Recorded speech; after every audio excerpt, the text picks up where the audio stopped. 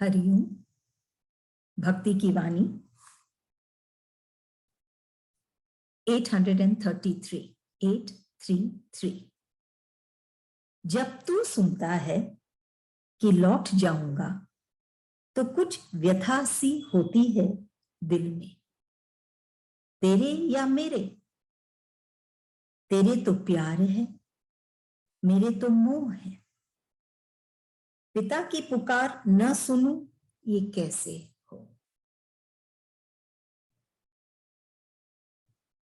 इस वाणी में क्या कह रहे हैं गुरुदेव कि जब तू सुनता है कि लौट जाऊंगा तो कुछ व्यथा सी होती है दिल में।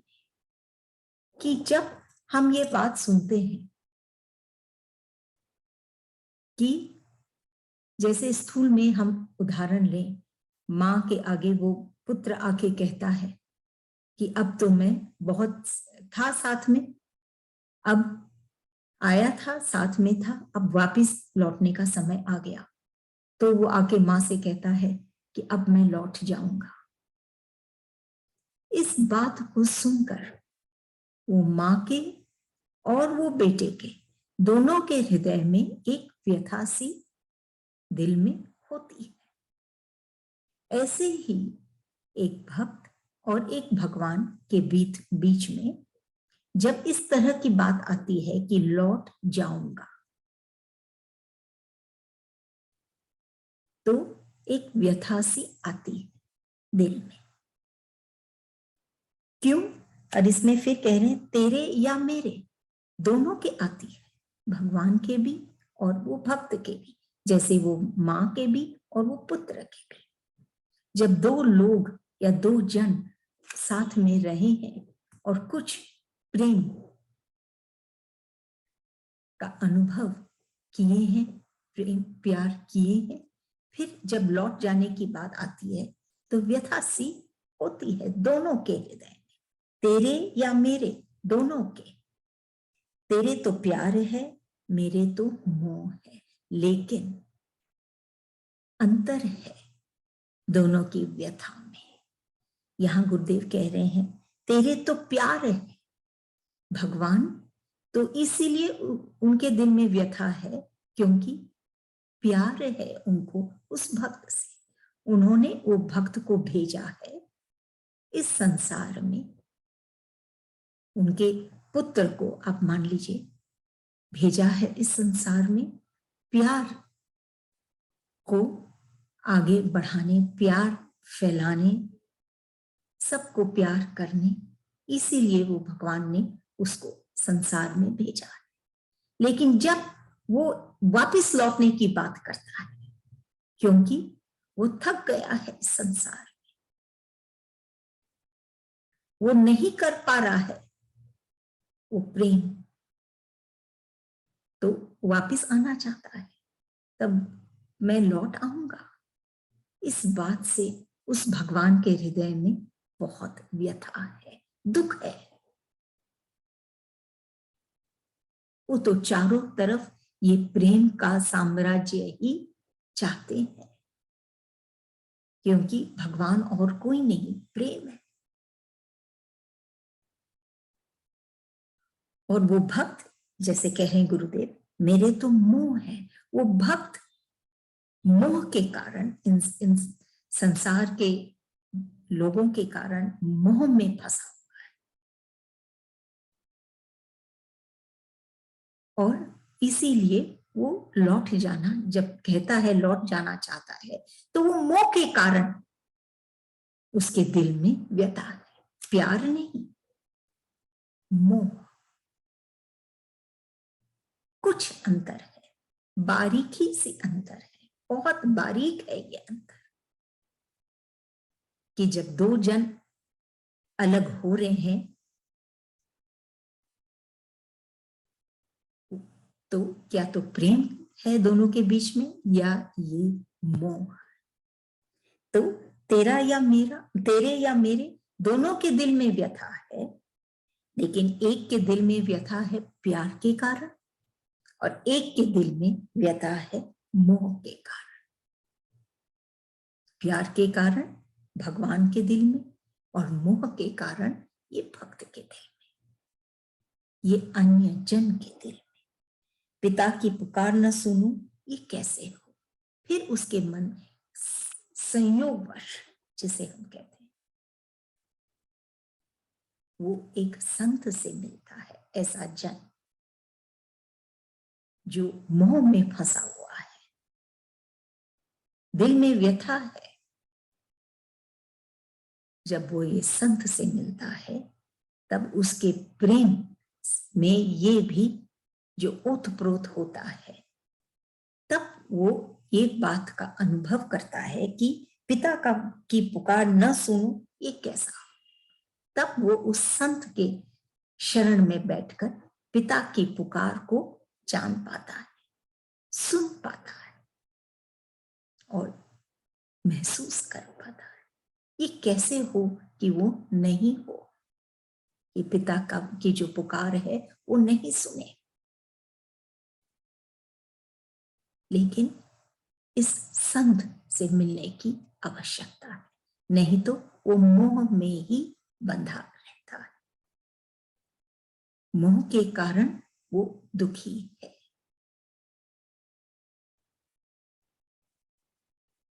लौट जाऊंगा, थक गया है, वो वापस जाना चाहता है, मोह में फंसा है। लेकिन जब पिता की पुकार वो सुनता है एक संत के द्वारा,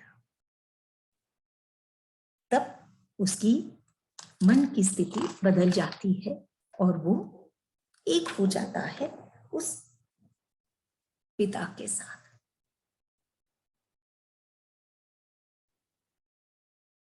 और आनंद से अपना जीवन व्यापन करता है। अंत समय में पिता के पास लौट जाता है।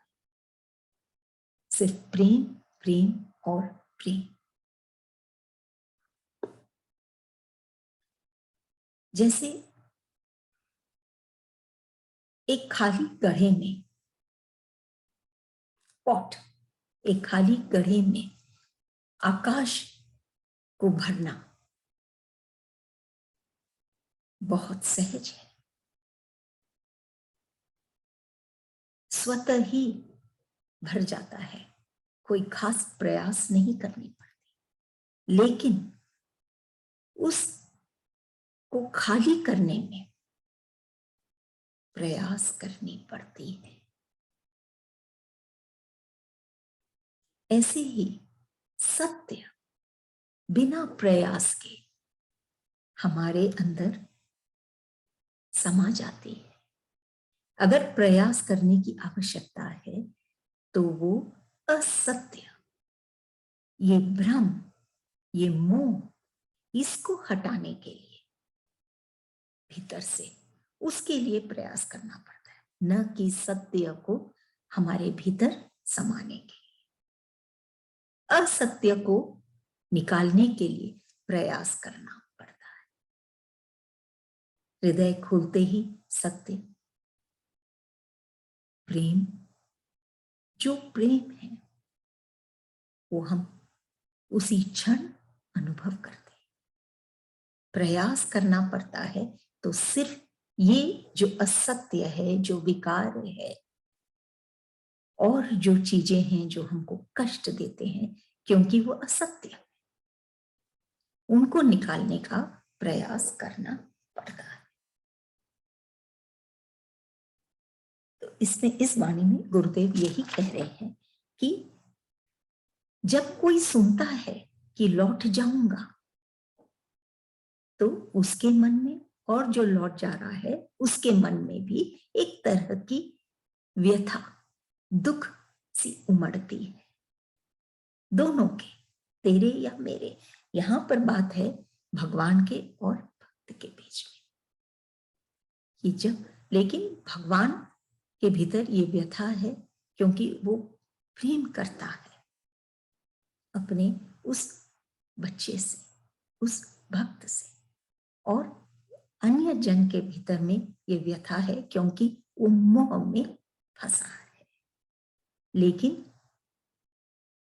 कहीं ना कहीं जिंदगी में जब वो मिलता है वो संत से, तब वो उस पिता की पुकार को सुनता है, उस प्रेम को अनुभव करता है। ये पॉसिबल नहीं है, जैसे गुरुदेव बोल रहे हैं, न सुनूं ये कैसे हो, वो सुनता ही है और उसके बाद उसका जीवन सुंदर, अपने आप को वो प्रेम करता है, अन्य सबको प्रेम करता है और लास्ट में वो अपने ईश्वर के पास वापस लौट जाता है, थक के नहीं, बल्कि प्रेम में होकर। अगली वाणी 834 कुछ व्यक्ति आए छटपटाते हुए शांति के लिए। आश्वासन भी दिया देने वाले ने, किंतु प्यार तो निज का भाव है, प्यार दिया नहीं जाता, किया जाता है। कुछ व्यक्ति आए छटपटाते हुए शांति के। ऐसी स्थिति हम अनेक बार संसार में देखते हैं कि छटपटाहट, सब बेचैन है और चाहते हैं वो शांति।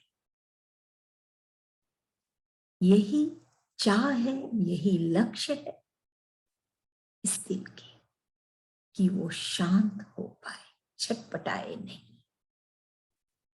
तो कुछ व्यक्ति आए छटपटाते हुए शांति के। आश्वासन भी देने वाले ने कि वो संत से भी मिले। देने वाला संत आश्वासन भी दिया, प्रेम भी किया उनको, ऐसे जन को जो छटपटा रहे थे, किंतु प्यार तो निज का भाव है। वो प्रेम दिए, लेकिन फिर भी अगर वो छटपटा रहा है आज भी, तो ये स्थिति क्यों? तो गुरुदेव कह रहे हैं, क्योंकि प्यार तो निज का भाव है। प्यार दिया नहीं जाता, प्यार किया जाता है।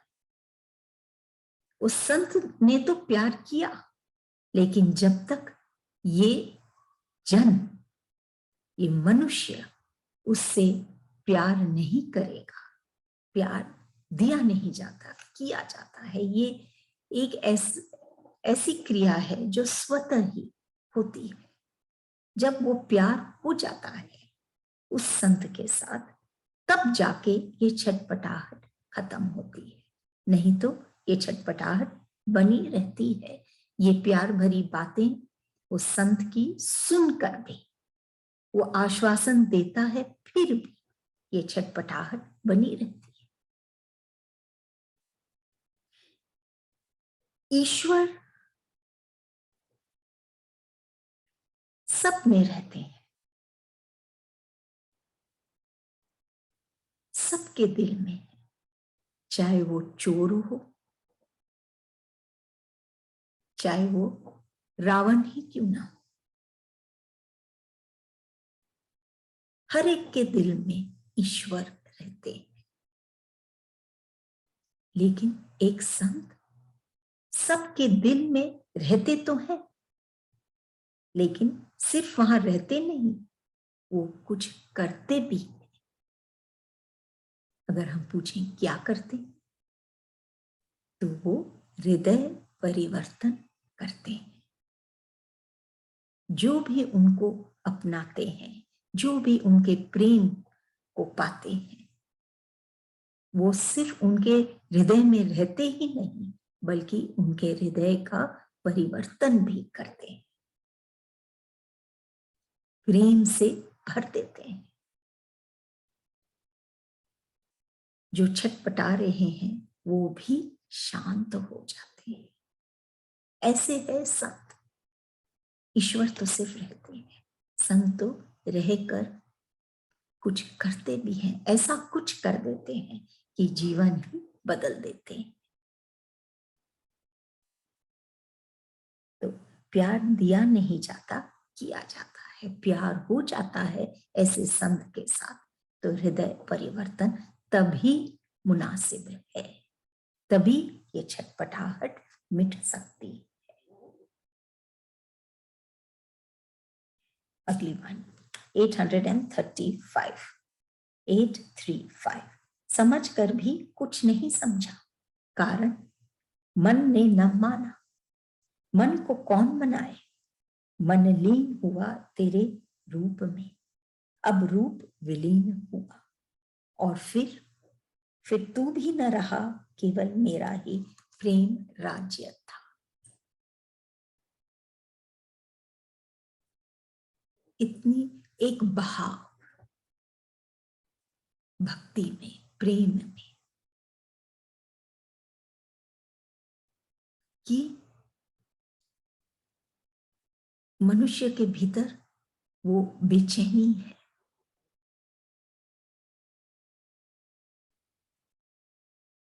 क्यों? एक हो सकती है संसार की बातों के कारण, या फिर अगर एकदम भीतर हृदय में ये बेचैनी है, तो जब तक वो अपने इष्ट से नहीं मिलेगा, वो बेचैनी कैसे दूर होगी? वही दूर कर सकता है जो वहां पर विराजमान है। समझ कर भी नहीं समझा कि सब कुछ सुनता है भक्त, जानता है, समझने की कोशिश भी करता है, लेकिन फिर भी नहीं समझा। क्यों? कारण मन ने न माना। ये दो भाग हैं, मन और बुद्धि, जो प्राय हमारा संचालन करते हैं कि हमको कहाँ जाना है, हमको क्या करना है, हमारे कार्य, हमारे कर्म, सब कुछ ये मन या ये बुद्धि। तब यहां गुरुदेव कह रहे हैं कि समझ कर भी वो नहीं समझा, क्योंकि वो बुद्धि से समझा कि ऐसे होते हैं, ऐसे होते हैं, भगवान ऐसे होते हैं, ये ऐसा होता है, ये ऐसा समझा, क्योंकि सुनी सुनाई बातें, लेकिन फिर भी नहीं समझा। क्यों? क्योंकि मन ने ना माना। एक डिस्पैरिटी मन और बुद्धि के बीच में फर्क आ गया है, फासला। मन और बुद्धि एक ही जन के भीतर। मन को कौन मनाए? मन लीन हुआ तेरे रूप में। कि मन को कौन मना सकता है? मन को सिर्फ प्रभु ही मना सकते हैं। कैसे? मन लीन हुआ तेरे रूप में। कि जब वो मन ईश्वर प्रभु के रूप में, प्रभु में जब वो लीन हुआ, तभी वो मन माना। अब रूप विलीन हुआ, वो रूप भी नहीं रहा।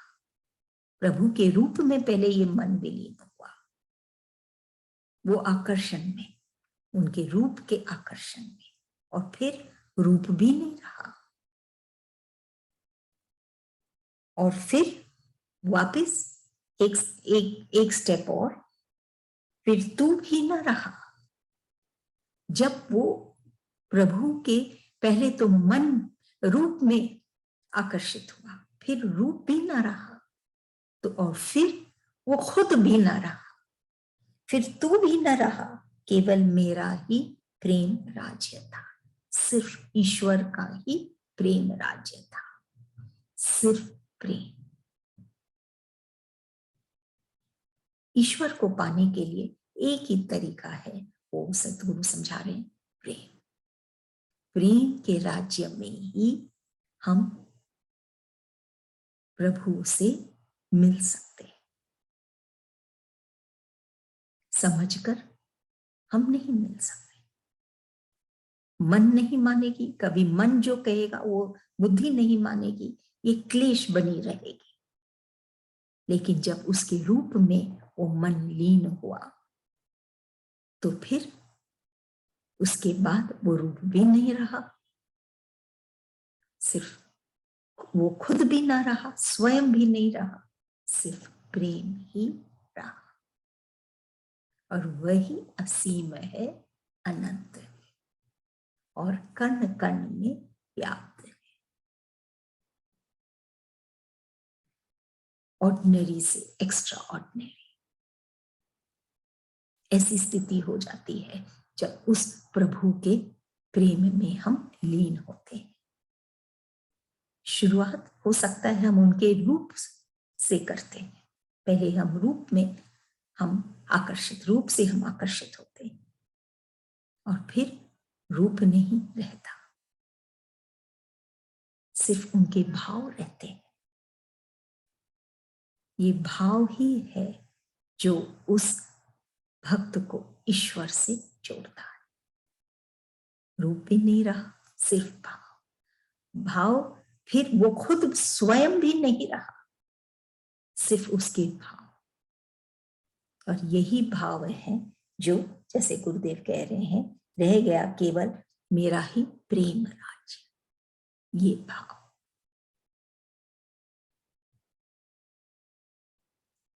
ये बुद्धि से कहीं शक्तिमान, शक्तिशाली है ये मन, कि वो ईश्वर तक पहुंच सकती है, इस प्रेम राज्य तक पहुंच सकती है। तो बुद्धि से, ये मन को हम अगर देखें, भक्ति की वाणी है, मन में हम रमें और वहां पर हम ईश्वर को पाए तो सब कुछ हटकर सिर्फ ईश्वर का प्रेम राज्य बच जाएगा। अगली वाणी कि सार सत्य में होता है, कल्पना में नहीं, असत्य में नहीं। कल्पना असत्य, सार सिर्फ सत्य में होता है, सत्य से जुड़ना है, और वो है प्रेम, ईश्वर का प्रेम। ये ही सत्य है। 836 नेक्स्ट वाणी 836। घुटने टेक कर क्या पाया, तुझे पाया सब कुछ गवाया।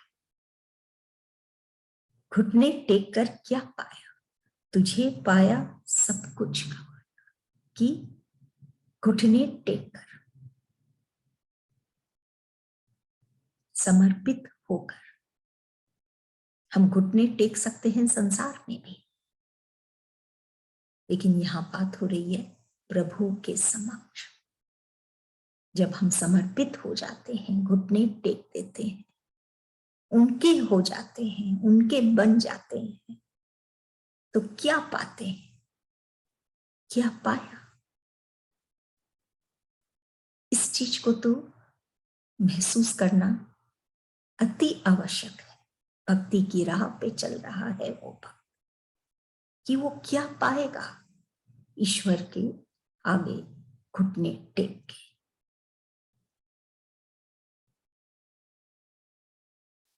क्योंकि वो जो पाएगा वो मन में पाएगा। तुझे पाया, क्या पाया? तुझे पाया सब कुछ गवाया। कि वो ईश्वर को पाया,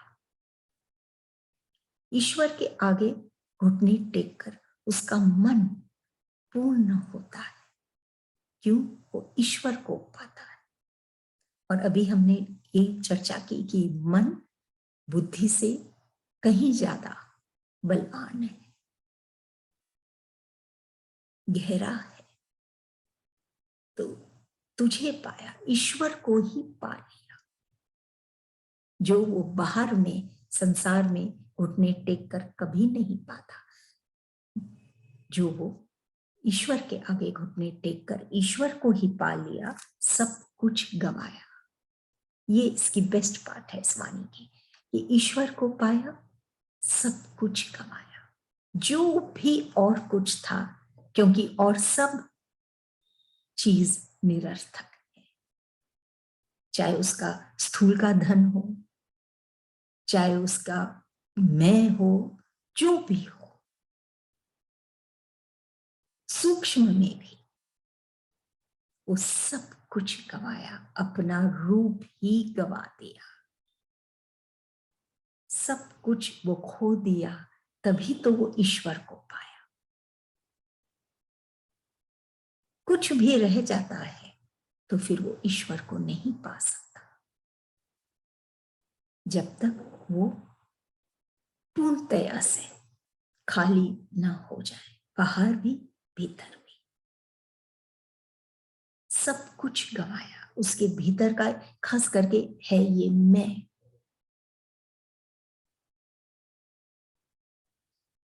और कोई धन, स्थूल धन उसको अपनी ओर नहीं खींचता है। ऐसी स्थिति आए तब वो ईश्वर को पाया घुटने टेक कर। और वो तभी होगा जब ईश्वर के आगे वो घुटने टेकेगा। कि भूत में शोक, दुख,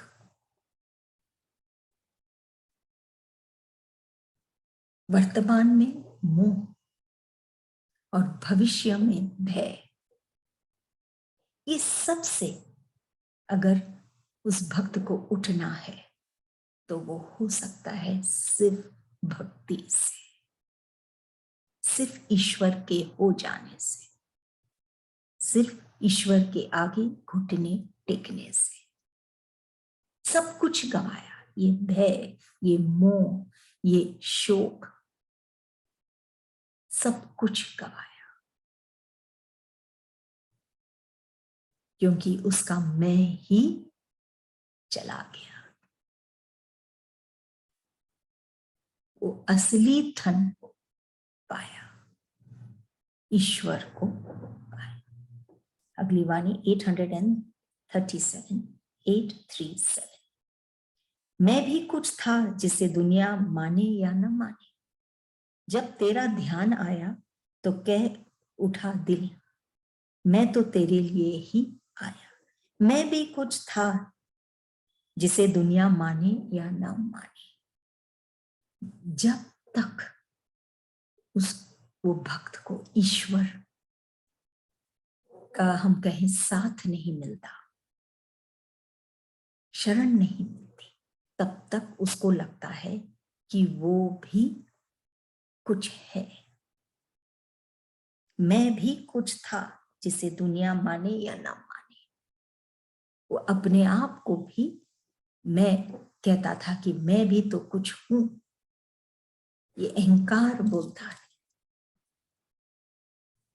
जब तक ईश्वर का अनुभव नहीं होता तब तक वो ऐसे ही कहता है मनुष्य, मैं भी कुछ हूं, कोई माने चाहे न माने, लेकिन मैं भी हूं।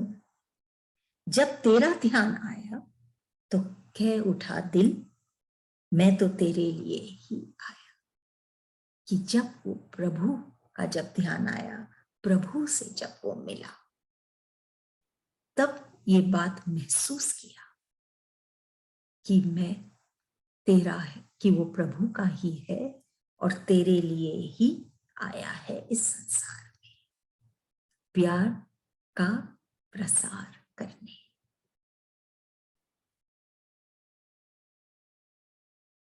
फिर वो लौट जाने की बात करे तो वो भगवान को कष्ट होता है, जैसे पहली वाणी में थी, दिल में व्यथा होती है।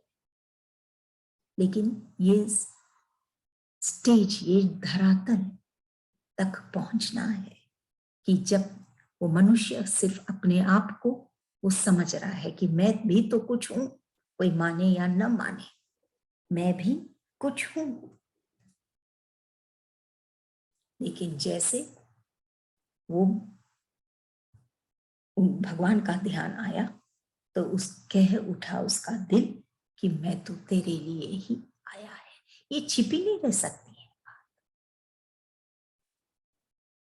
क्योंकि ये सत्य है। जैसे सोने का अगर नेकलेस भी बन जाए फिर भी सोना वैसे का वैसा ही रहता है। ऐसे ही भगवान, या हम कह सकते हैं जगदीश्वर, ये संसार को बनाकर फिर भी वैसे के वैसे ही रहते, बदलते नहीं। और यही सत्य है। मनुष्य कहे मैं ये हूं, मैं वो हूं, मैं ही हूं,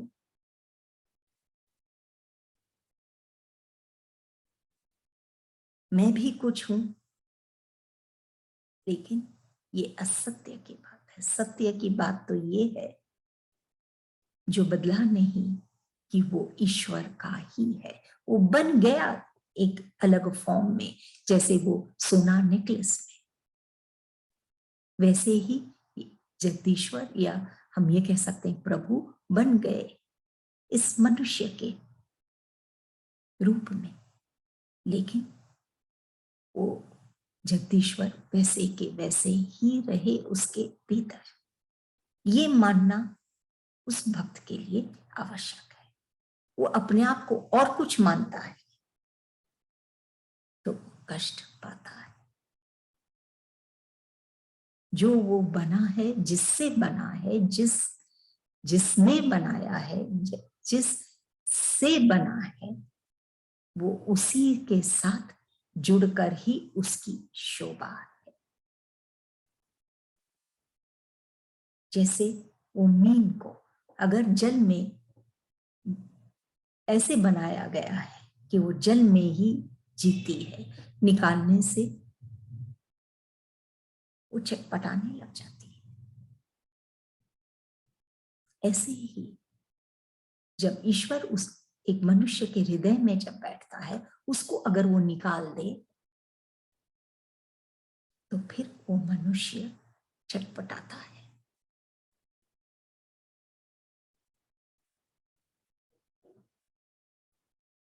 मैं तो तेरे लिए ही आया,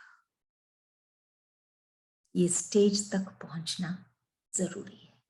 पहले शुरू में तो वो अपने आप को ही समझता है मैं ही कुछ हूं, लेकिन जैसे ईश्वर का ध्यान आता है, और वो होता है एक संत या एक गुरु के द्वारा, जैसे ध्यान आता है तो वो यही समझता है कि मैं तो ईश्वर का ही पुत्र हूं और ईश्वर के लिए ही आया हूं।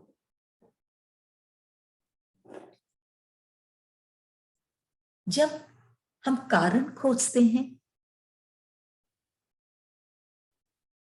खुश रहने के लिए, तो हम ये कह सकते हैं संसार में है, और बिना कारण के अगर हम आनंद में हैं तो वो स्थिति है मोक्ष की।